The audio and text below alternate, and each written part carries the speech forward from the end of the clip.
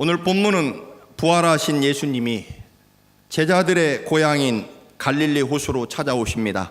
이유는 제자들이 다 갈릴리 호수로 돌아왔기 때문입니다.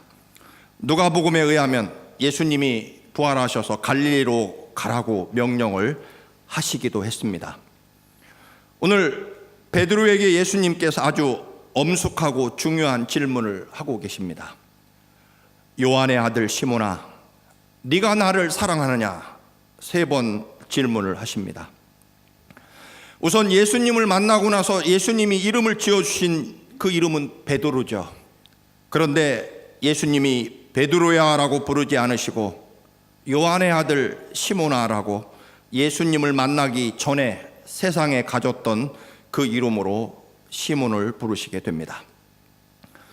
베드로는 예수님이 십자가에 죽으시기 전에 예수님을 3번이나 저주하면서까지 나는 예수를 모른다라고 부인했던 그런 전력을 가지고 있습니다. 예수님이 붙잡히셔서 빌라도 총독에게 재판을 받으실 때 저 멀리에서 불을 쪼이면서 모닥불을 쪼이다가 한 계집아이가 당신도 예수와 한패이다, 갈릴리 사람 예수와 한패다라고 그렇게 이야기할 때 베드로는 아니다, 나는 예수를 모른다라고 부인합니다. 하녀가 아닙니다, 분명히 당신은 예수의 제자입니다, 제가 봤습니다라고 말합니다. 그러자 베드로는 아니라니까, 나는 맹세코 예수의 제자가 아니다, 그런 하나님을 모독하는 예수 같은 사람은 십자가에 못 박아 죽여야 되고 지옥으로 보내야 된다라는 그런 저주를 예수님에게 퍼붓게 됩니다. 그런 베드로가 예수님이 부활하셨다는 소식을 보고 그리고 부활하신 예수님을 만났지만 사실은 면목이 없는 거죠. 갈릴리 고향으로 돌아가 예수님을 만나기 전에 직업이었던 어부로 다시 돌아가서 예수님을 따라 사람을 낚는 어부가 되기로 맹세하고 예수님을 따라 나선 그 일이 3년 전이었습니다. 그러나 오늘 베드로는 다시 예수님을 만나기 전에 만나고 나서 버렸던 그물과 배를 다시 끌어내고 그리고 다시 갈릴리 호수로 물고기를 잡으러 갑니다. 그래서 예수님도 베드로를 부를 때 예수를 만나기 전에 이름이었던 요한의 아들 시몬아라고 부르십니다. 여러분이 처음 주님을 만났을 때, 내가 주를 처음 만난 날, 그때를 기억하십니까? 그때 그 뜨거웠던 주님에 대한, 주님만 있으면 내 삶의 모든 것을 던질 수 있다라고 그렇게 고백했던 그 처음 주를 만났을 때 사랑을 아직까지 간직하고 계십니까? 저도 가만히 돌이켜보면 진정으로 주님을 만나서 처음 시골 고향교회에서 교사를 할 때 그 뜨거운 열정이 가장 뜨겁고 행복했었던 것 같습니다. 그리고 신학대학에 가서 신학생 시절에 교회에 가서 봉사하며 아이들을 가르칠 때가 더 또 행복했던 것 같습니다. 그리고 처음 신학교를 졸업하고 시골에 가서 혹은 결핵병원에서 결핵 환자들과 아무 조건 없이 오직 주님만 사랑하던 마음으로 또 복음을 전하던, 그들을 사랑하던 그 시절이 더 뜨거웠던 것 같고, 그리고 서울의 한 교회에서 교육 목사로 아이들과 청년들과 함께 지내던 그때가 더 뜨거웠었다, 그런 생각을 해봅니다. 어제 저녁에 지인의 결혼식이 있어서, 물론 전에도 한두 번 가본 적이 있습니다만 뉴욕 장로교회라는 곳에 가봤습니다. 2번 갔을 때는 시간에 맞춰 그저 집회만 참석하고 얼른 나왔기 때문에 그 교회 구주를 또 제대로 본 적이 없었지만, 어제는 일찍 가서 시간이 많이 남아서 주차장부터 지하 식당까지 또 여기저기 돌아다니면서 교회를 구경했습니다. 그리고 돌아와서 우리 교회를 딱 보는 순간, 문을 여는 순간 왜 그렇게 작고 초라해 보이는지, 그때 다시 제가 저 뒤로 돌아가서 우리 교회 벽을 만졌습니다. 우드사이드 미국 교회를 빌려 쓰면서 여러 가지 불편과 또는 때로는 서러움을 당하고 초가삼간이지만 이 작은 교회를 마련했을 때 그 감격과 기쁨, 벽을 만지면 왜 그렇게 따뜻하고 부드럽게 느꼈고, 심지어는 말씀드린 대로 뒤뜰에 그 잔디 위에 엎드려 그 땅에 볼을 댔을 때 그 뜨거웠던 느낌과 열정, 그 사랑이 어디로 갔는지 또 생각하지 않을 수 없었습니다. 내가 처음 주를 만나고 예수 그리스도가 십자가에 내 대신 죽으시고 피 흘려 죽으심으로 내가 살아났고 영원한 하나님의 나라 영광을 소유했던 그 감격과 기쁨이 어디로 갔을까?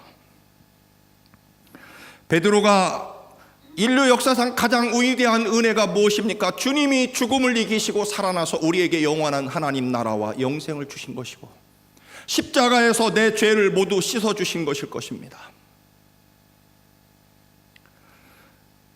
모든 제자들이 다 주님을 버릴지라도, 선생님, 다른 제자들이 다 주님을 버릴지라도 저는 끝까지 죽어도 주님을 떠나지 않겠습니다라고 큰 소리 쳤었던 베드로, 주님은 그리스도시요 살아계신 하나님의 아들입니다라고 했던 위대한 신앙 고백 때문에 내가 네 믿음 위에 교회를 세울 것이라, 너에게 천국 열쇠도 맡기겠다라고 하는 그 엄청난 축복을 받았던 베드로가 마땅히 우리 인류의 최대의 구원과 감격의 소식인 그 위대한 부활, 죽음이 더 이상 사라지고 이제는 영원한 하나님 나라 영생만이 우리에게 주어져 있는 이 놀라운 인류 역사상 가장 위대한 하나님의 축복을 당연히 베드로가 가장 먼저 부활의 주님을 만났어야 됨에도 불구하고 오히려 가장 연약한 마리아와 살로메, 막달라 마리아라는 그 여인들이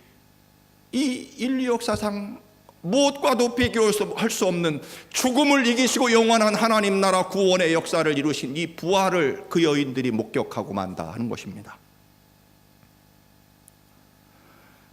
제자들도 예수님께 선생님, 우리들은 끝까지 주님을 따를 것입니다 라고 마가복음 14장 31절에 고백합니다.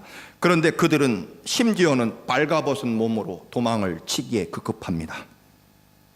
절대로 다른 제자들은 다 도망칠지라도 저는 주님을 버리지 않을 것입니다라고 큰 소리 쳤던 베드로는 3번씩 그리고 저주하면서 주님을 부인하게 됩니다.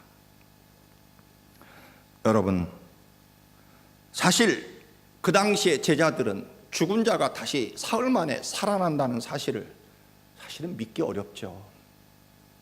그리고 그 처절하고 공포스러운 십자가의 죽음을 당하는 주님을 인정하기가 사실 쉽지 않습니다. 그런데 우리는 다릅니다. 분명히 주님이 십자가 위에서 내 죄를 모두 없애셨고 그리고 사흘 만에 부활하셔서 그 주님이 우리 앞에 계십니다. 죽은 사람이 다시 살아난다는 것을 믿기 어려운 제자들은 예수를 부인할 수 있을 것입니다. 인간적으로는요, 무시무시한 십자가의 공포 앞에 얼떨결에 나는 주를 모른다, 예수를 모른다라고 부인할 수 있을 것입니다. 그러나 여러분, 우리는 다릅니다. 부활의 주님을 우리는 만나고 지금 보고 있습니다. 우리는 부활하신 주님이 나의 주님이시며 나의 아버지가 되시며 그리고 영원한 하나님 나라 천국이 주님의 부활로 이루어져 있는 것을 우리는 지금 보고 있는 사람들이기 때문에 우리는 이 땅을 살아가면서 주를 부인할 수 없고, 아무리 고난과 시련과 어려움이 닥쳐도 부활하신 주님이 지금 내 앞에, 우리 앞에, 우리와 함께 계시는데 어떤 고난과 시련도 우리는 그 앞에서 절망할 수 없다라고 하는 것입니다. 부활의 주님이 지금 여러분 앞에 계시고 여러분의 아버지가 되시기 때문입니다. 여러분, 아무리 힘들고 어려워도 죽음을 없애신 부활의 주님이 우리의 아버지가 되시고 우리의 주님이 되셔서 영원히 우리와 함께 하고 계십니다. 때문에 우리는 아무리 억울하다고 소리치고 싶어도, 너무 절망스럽고 또 두렵고 무서워도 여러분 조금만 기다려 보시기 바랍니다. 주님이, 부활하신 주님이 우리와 함께 하시기 때문에, 죽음을 이기시고 부활하신 주님이 반드시 우리를 인도하시기 때문에 언제나 어떤 순간에도 믿음을 고백하시는 여러분이 되시기를 축원합니다. 우리는 부활의 주님을 보고 있기 때문입니다. 다 끝난 이야기를 우리는 지금 누리고 있다. 여러분, 흔한 이야기로 우리 조국의 축구 대표팀이 월드컵 게임에 나가서 지금 미국하고 경기를 합니다. 그런데 내가 비즈니스가 바빠서 그 경기를 보지 못했습니다. 생중계로 볼 때는 우리가 위기에 몰리면 가슴이 막 조이고, 또 우리가 골을 먹어서 질 것 같으면 분노가 또는 막 마음의 흥분이, 우리 긴장이 우리를 누르지만, 여러분 나중에 경기가 끝나고 우리가 인터넷이나 신문에 한국이 미국을 3대1로 이겼다, 그것도 거의 경기가 끝날 즈음에 3골을 넣어서 역전승했다. 나중에 그 경기를 볼 때 여러분 마음을 졸이지 않죠. 왜? 결과를 알고 있기 때문에. 아마 후반전 끝나갈 5분 직전에 조금만 기다리면 3골을 넣어서 우리가 이길 터이니 1대0으로 지고 있다고 분해하거나 혹은 두려워하거나 걱정하지 않습니다. 이미 이긴 게임인 줄 알고 있기 때문에 느긋하고 편안하게 즐기는 거죠. 우리들의 믿음이라는 것은 바로 그와 같은 것입니다. 이미 여러분, 주님은 부활하셨고 우리와 함께 하시고 영원한 하나님의 나라를 우리에게 이미 허락해 놓으신 이긴 경기를 우리는 보면서 천국을 바라보면서 살아가는 사람들이지, 예수님이 부활할까 또는 십자가에 죽은 것을 부인하면서 두려워하면서 사는 인생이 아니라는 것입니다. 사랑하는 성도 여러분, 우리는 부활의 승리를 즐기며 누리며 살아가는 사람들이기 때문에 어떤 십자가와 같은 고통과 또는 두려움과 죽음 앞에서도 우리는 주님이 이기신 부활의 승리를 즐기며 누리며 살아가시는 여러분의 믿음이 되시기를 축원합니다. 누가복음 5장에 베드로가 예수님의 제자가 될 때 장면이 나오죠. 밤새도록 그물을 던졌지만 한 마리의 고기도 잡지 못합니다. 예수님이 깊은 데로 가서 그물을 던지라 명령하셨고, 그리고 베드로는 그 명령에 따라 그물을 던졌더니 2배에 가득 넘치게 물고기를 잡게 됩니다. 그것을 보고 베드로가 예수님 앞에 엎드려, 주님, 제가 죄인입니다. 아니다, 이제부터 너는 사람을 낚는 어부가 되게 하리라. 베드로가 그 그물과 배를 버리고 주님을 따라 나선 지가 벌써 3년이 지났습니다. 그런데 그 3년 전에 버렸던 배와 그물을 다시 주워서 갈릴리 바다로 다시 또 어부로 돌아간 베드로가 밤새도록 역시 고기를 잡지 못합니다. 예수님이 이번에는 나타나셔서 배 오른쪽에 그물을 던지라고 명령하셨고, 베드로가 그 명령에 순종해서 이번에는 153마리의 큰 물고기를 엄청나게, 그러나 그물이 찢어지지 않을 정도로 그렇게 많이 잡혔다. 역시 베드로가 알몸으로 벗고 있다가 예수님이시란 말에 바다로 뛰어들어 예수님을 향해서 달려갔다. 오늘 성경에 그렇게 기록되어 있습니다. 호숫가에는 주님이 이미 불을 피우시고 생선을 구워놓고 빵과 함께 아침 식탁을 차려놓고 계십니다. 제자들이 153마리의 물고기를 끌어올리는 동안 주님은 생선을 더 많이 구워놓으신 다음에 제자들에게 오늘 말씀하십니다. 아침 먹자. 조금 더 살을 붙이면 그럴 겁니다. 밤새도록 애썼다. 춥지? 여기 와서 불을 쪼이며 내가 차려놓은 아침 밥을 먹자. 얘들아, 오늘 성경에 보면 얘들아 밥 먹자, 그렇게 말씀합니다. 숯불은 어떤 숯불일까요? 분명히 예수님이 십자가에 죽으시기 전날 밤에, 죽으시는 밤에 베드로가 빌라도 총독에게 재판받으시는 예수님을 따라갔다가 모닥불 앞에 불을 쬐이다가 하녀 앞에서 예수님을 모른다고 부인했던 그 모닥불을 생각나게 하는 거죠. 부활의 주님을 만난 모든 제자들에게 주님은 아무 말씀도 하시지 않고 오직 한마디, 얘들아 밥 먹자. 성경에 오늘 본문에 보면 밥을 먹는 제자들이나 또 밥상을 차린 예수님이나 12절에 보면 아무 말이 없습니다. 여러분, 상황이 이러면 그렇지 않겠습니까? 또 어떤 부인들은 밥상을 차려놓고 얘들아 밥 먹기 전에 꼭 따질 게 하나 있다. 너희들이 어떻게 나한테 이럴 수 있냐? 뭐? 너희들 분명히 그랬지. 주님을 절대로 떠나지 않겠습니다. 죽을지언정 떠나지 않겠습니다. 그래, 베드로, 넌 네가 제일 나빠. 다른 제자들이 다 주님을 버릴지라도 저만큼은 절대로 죽어도 주님을 떠나지 않겠습니다라고 너 나한테 맹세했지. 그런데 저주하면서 나를 부인해? 그렇게 한마디 짚고 넘어가지 않으셨겠습니까? 겨우 나는 너를 위해서 십자가에 죽기까지 너를 구원하려고 애쓰는데 너는 그래 계집종 앞에서, 작은 여자아이 앞에서 나를 모른다고 부인해?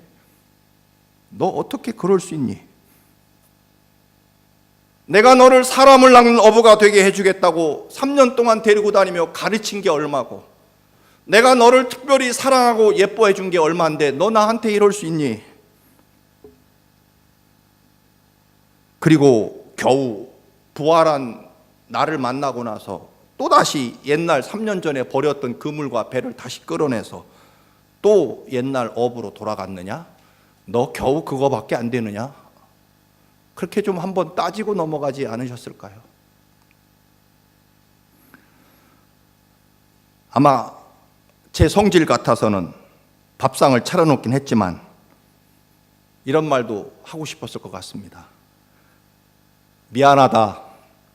내가 그냥 십자가에서 콱 죽었어야 되는데 살아나서 미안하다. 그렇게 좀 비꼬지 않았을까요? 그렇게 한번 좀 짚고 넘어가야 되는 거 아닙니까? 내가 기필코 살아나서 니들 얼굴을 내가 꼭 보고 내가 말아야 될 거라. 그래서 내가 이렇게 살아났다. 그냥 죽기 억울해서 내가 너희들 꼭 얼굴 한번 보고, 뭐 그런 말도 좀 하고 싶지 않았을까요? 주님도 우리와 똑같은 마음을 가지고 계신, 인성을 가지고 계신 분이니까 말입니다.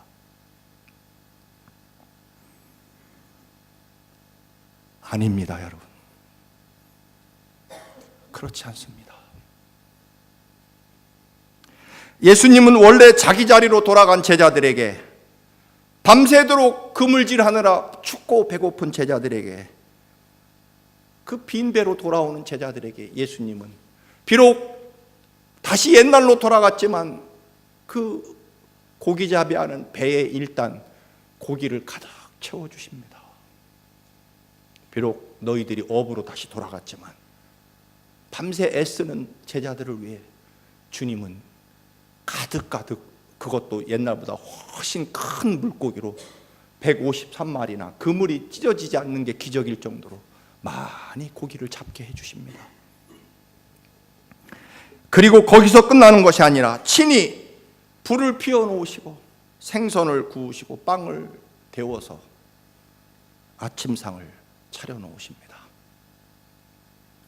그리고 지치고 춥고 배고픈 제자들에게 예수님은 다른 어떤 말씀도 하시지 않습니다. 얘들아, 밥 먹자. 꼭 너 나한테 옛날에 어떻게 했어? 내가 너에게 해준 게 얼만데. 그렇게 꼭 밥상머리에서 짚고 넘어가지 않습니다. 뼈 있는 소리도 하지 않습니다. 예수님을 배반한 제자들에게 내가 너희들 생각 같아서는 괘씸해서 내가 그냥 두지 않으려고 했는데 그래도 용서는 해줄 테니까 무엇을 잘못했는지 조목조목 따지고 용서를 구해라. 그렇게 말씀하시지도 않습니다. 주님이 하신 말씀은 좀 보태면 그겁니다. 얘들아, 밤새도록 그물질하느라고 피곤하겠구나. 그리고 얼마나 배가 고프냐. 그리고 너무 날씨가 쌀쌀하고 춥구나. 자, 이쪽에 와서 불 찌고 아침 먹자. 여러분, 밥 한번 먹읍시다. 우리 옆에 분과 함께 밥 한번 먹읍시다. 그러면 끝입니다, 여러분. 할렐루야. 주님이 그렇게 우리를 사랑하셨다는 겁니다.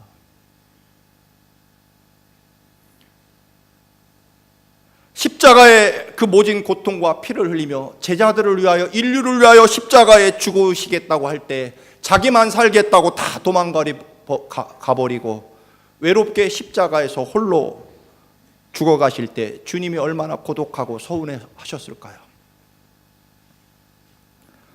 저 같으면 말씀드린 대로 내가 부활해서 살아나서 너희들 가만히 안 둔다.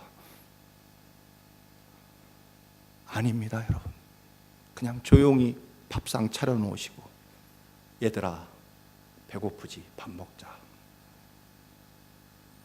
여러분, 그러면 되는 거 아니겠습니까? 주님이 우리를 그렇게 사랑하십니다. 우리가 주님에게 그런 사랑을 받으셨습니다.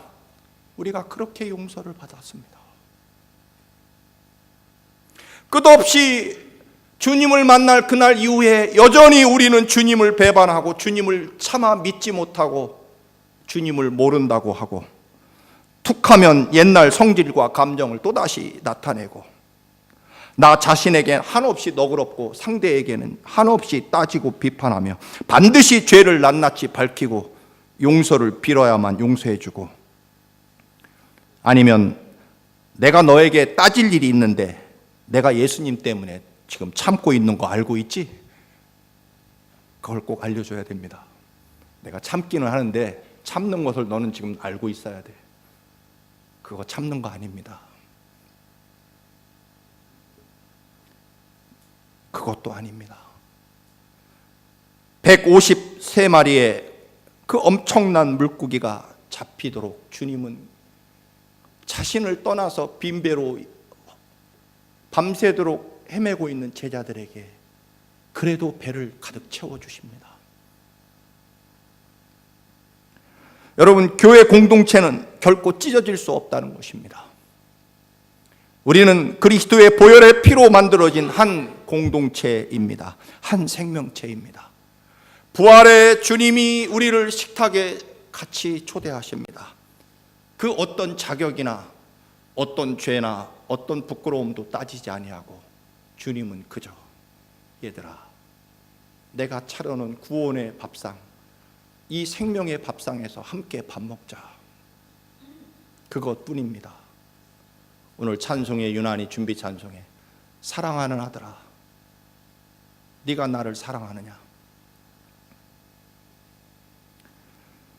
여러분, 사랑이 용서를 대신한다는 것입니다. 우리는 용서하는 사람이 아니라 사랑하는 사람입니다. 밥을 다 먹은 후에 주님이 조용히 베드로를 부르십니다. 드디어 가슴이 찢어지는 질문을 주님이 하십니다. 요한의 아들 시몬아, 네가 나를 사랑하느냐? 네가 나 3번 모른다고 부인했으니까 나도 너 3번 너에게 묻는다.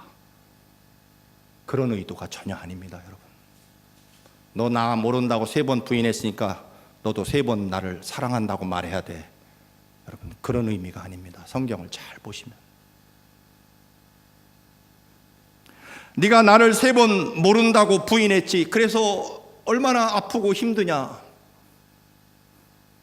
네가 예수님의 제자라고 생각하면서 얼마나 큰 부끄러움과 죄악 가운데 섰는지 내가 안다. 그러나 베드로야, 괜찮다. 베드로는 아마 부활하신 주님을 만나고 나서 더 부끄럽고 얼굴을 들 수 없었을 것입니다. 나 같은 놈이 무슨 예수님의 제자인가? 나는 역시 쓸모없는 그저 어부나 물고기나 잡는 인간이야. 내가 어떻게 주님을 모른다고 부인하다니, 그것도 저주하면서. 인간적으로 볼 때 주님께 너무 미안하고 상처가 큽니다. 그래서 갈릴리로 가서 나는 이제 예수님의 제자가 될 자격이 없는 사람, 그래서 물고기 잡으러 간 거죠. 그런데 그 베드로에게 주님이 물으십니다. 요한의 아들 시몬아, 네가 나를 사랑하느냐? 베드로가 분명히 대답합니다. 선생님, 물론이죠. 제가 얼마나 주님을 사랑하는지 주님이 아시지 않습니까? 제가 너무 부끄럽고 죄송해서 예수님을 모른다고 부인하고 저주했던 이 베드로, 비록 주님 앞에 부끄럽고 살기 위해서 잠시 흔들려서 주님을 모른다고 부인하긴 했지만, 그래도 주님, 제가 주님을 얼마나 사랑하는지 아시지 않습니까? 주님이 진짜냐라고 묻지 않습니다. 베드로야, 그러면 됐다. 내가 너에게 더 큰 사명을 맡기겠다. 내 양떼들을 부탁한다. 내 양을 맡아다오라고 주님이 주님의 양떼들을 맡기십니다. 여러분, 정죄와 심판은 절대로 구원을 이루지 못합니다. 사랑이 구원을 이룬다라고 하는 것입니다. 베드로야, 나는 너를 여전히 사랑한다. 네가 아무리 나를 부인하고 배반했어도 나는 너를 사랑한다. 그러나 내가 너에게 지금 꼭 확인하고 싶은 것이 있다. 뭘까요? 네가 왜 나를 부인했고 네가 어떻게 나한테 그럴 수 있는지 그것 확인하는 것이 아니라, 베드로야, 지금 너 나를 사랑하느냐? 힘들지? 춥고 배고프구나. 밥을 먹거라. 네가 원하는 물고기도 가득 채워주겠다. 비록 네가 나를 모른다고 부인했지만, 그러나 나는 너에 대한 사랑은 변함이 없다. 베드로야, 나는 지난날 네가 나에게 잘못하고 나를 부인하고 저주하고 배반한 것에 대해서 관심이 있는 것이 아니라, 베드로야, 네가 지금도 나를 사랑하느냐? 네가 나를 사랑하느냐? 그것을 주님이 관심을 가지고 물어보시는 것입니다. 베드로가, 그럼요 주님, 제가 주님 앞에 얼굴을 들 낯이 없고 부끄럽지만 그래도 주님, 제가 주님 사랑하는 것 주님은 아시지 않습니까? 됐다, 그러면 내 양을 맡아다오. 요즘 새벽에 주신 말씀 중에 하나, 무엇보다도 열심히 사랑할지니 사랑이 허다한 죄를 덮느니라. 베드로전서 4장 8절입니다. 여러분, 사랑이 구원을 이룹니다. 원인은 오직 하나일 것입니다. 상대방이 잘못이 너무 크고 많기 때문에 그렇지 않습니다. 내가 주님을 사랑하는 사랑이 없기 때문에, 혹은 변했기 때문에, 혹은 적어졌기 때문입니다. 부부 간에도 마찬가지고, 부모 자식 간에도 마찬가지고, 교인들 간에도 마찬가지일 겁니다. 목사와 교인도 마찬가지고요. 잘못이 많아져서, 실수가 많아져서, 옛날보다 잘못하는 사람이 훨씬 더 늘어나서가 아니라, 결국은 내 안에 주를 만났고 주님께 용서받았던 사랑이 적어졌기 때문입니다. 주님이 우리에게 물으시는 것은 너희들의 죄가 얼마나 되고 몇 가지나 되고 어떤 종류의 죄인지에 대한 관심이 아니라, 주님의 말씀은 한마디입니다. 그래, 세상 사는하고 힘들지. 나의 관심은 너의 죄가 아니라 네가 나를 얼마나 사랑하느냐? 네가 나를 사랑하느냐? 신문에 보니까 사랑의 유효기간이 2년이랍니다. 조사해 보니까 2년 지나면 사랑이 없습니다. 사랑 믿지 마세요, 여러분. 그런 뜻이 아니라 결국 그것은 2년 지나면 사랑이 없어서 문제가 된다, 그런 얘기죠. 남편이 돈을 못 벌어오고 혹은 부인이 병들어서 사랑이 있으면 그 모든 것들이 기쁨과 감사로 승리하게 되는 거죠.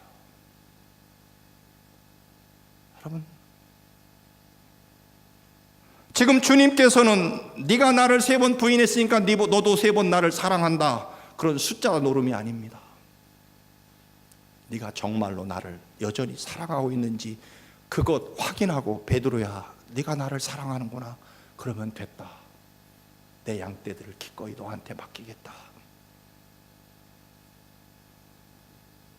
아이나 남편이 속을 썩이면 엄마나 아내가 하는 말이 뭐라 그럽니까? 아유, 저걸 내가 미쳤지. 그러다가도 여러분 어떻게 됩니까? 밥상 차려놓고 큰 소리로 밥 먹어 하면 끝나는 거 아닙니까? 그리고 밥 먹으면 끝납니다. 우리가 회복되어야 할 것이 뭘까요? 그것은 바로 주님에 대한 사랑입니다. 사랑이 없어서 문제가 되는 겁니다.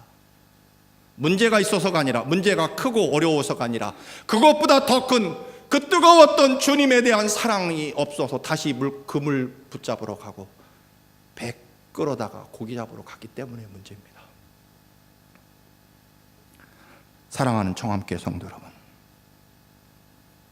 예수님에 대한 사랑이 문제입니다. 예수님에 대한 사랑의 회복이 건강의 회복을 이룰 수 있습니다. 가정을 회복할 수 있고, 물질을 회복할 수 있고, 비즈니스도 회복할 수 있을 것입니다. 그것보다 그러나 더 먼저는 주님에 대한 사랑. 네가 나를 사랑하느냐? 아유, 그럼요 주님, 제가 낯이 없고 부끄럽긴 하지만 주님에 대한 사랑은 변하지 않습니다. 그래, 그러면 됐다. 여러분, 주님을 사랑하기 때문에 제가 목사 노릇을 하는 것입니다. 주님을 사랑하기 때문에 주일학교 교사를 하는 거고요. 주님 사랑하는 것 때문에 찬양대 하는 겁니다. 분명해야 됩니다. 주님 사랑하기 때문에 속장하는 거고요. 주님 사랑하기 때문에 여러분 이 자리에 나와서 아버지, 제가 주님 사랑합니다, 그래서 나와 예배 드리고 아버지의 말씀을 듣는 거죠. 다른 이유 있습니까? 무엇을 따지러, 무엇을 해결하러, 무엇을 밝히러, 그거 아닙니다. 사랑하는 아들아, 내가 너를 사랑하는데 너는 어떠냐? 주님 아시지요? 저도 주를 사랑합니다. 끝. 여기에 무엇도 덧붙여서는 안 됩니다. 왜냐하면 주님이 조건 없이 그렇게 나를 사랑하시고 용서해 주셨기 때문입니다. 사랑하는 총함교회 성도 여러분, 주님 사랑하십니까? 주님 사랑하러 나오시기를 축원합니다. 기도하겠습니다.